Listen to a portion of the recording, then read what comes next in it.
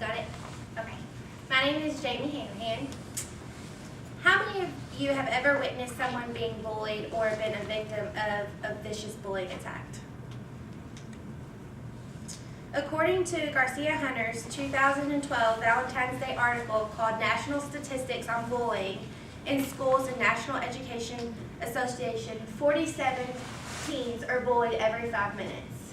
There are about 282,000 students who are reportedly attacked in high schools in our nation each month. This is roughly over 3 million per year.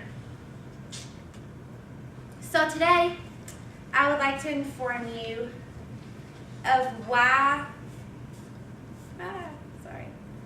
so today I'd like to inform you why bullies are heavily influenced by family backgrounds due to the lack of monitoring, inconsistent discipline, and little family affection.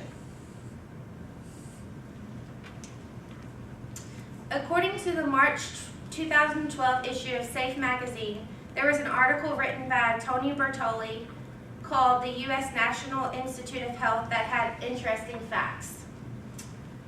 Did you know that 1 in 7 students in grades K through 12 are either a bully or a victim of bullying? This leads to my first reason of why bullies exist today. It's because of the lack of monitoring in the children's homes today. A lot of parents, if there is 2 parents in the home, they can't be at home at all times to monitor their children, even from the time they get home from school to the time they go to bed. Also, statistics today are rising with single parents, so if there's multiple children in the home, a lot of the time the parent can't be there to monitor their children because they have maybe more than one job or they're going to school as well.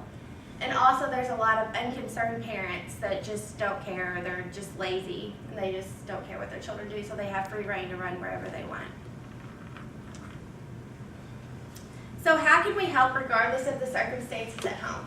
There's a lot of after-school programs like the YMCA where you can put your child in a sport or some kind of after-school program. There's also Puzzles Fun Dome where if the kid isn't interested in sports, they can go there and play just for fun. They have a lot of blow-ups and a lot of additional things to do there, crafts and stuff.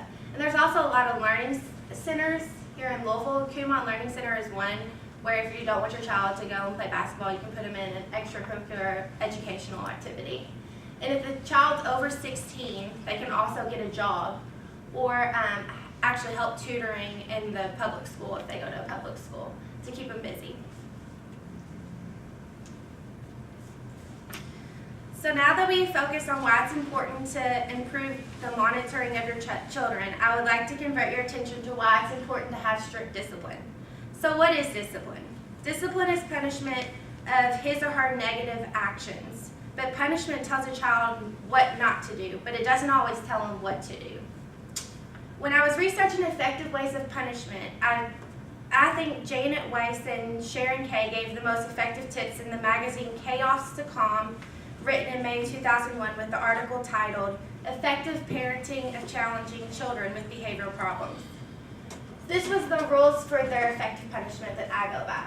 It should always start with preceded by warning, and then have a set beginning and end.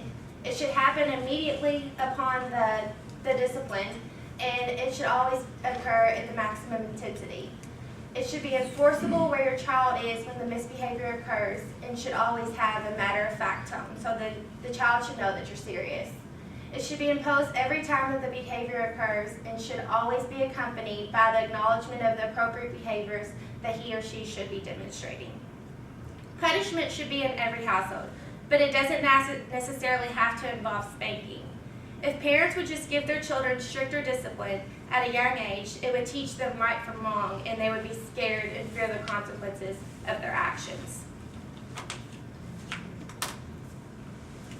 Now that you understand how important strict discipline is to a child for their negative actions, we will move to how important it is to show your children affection as they grow up.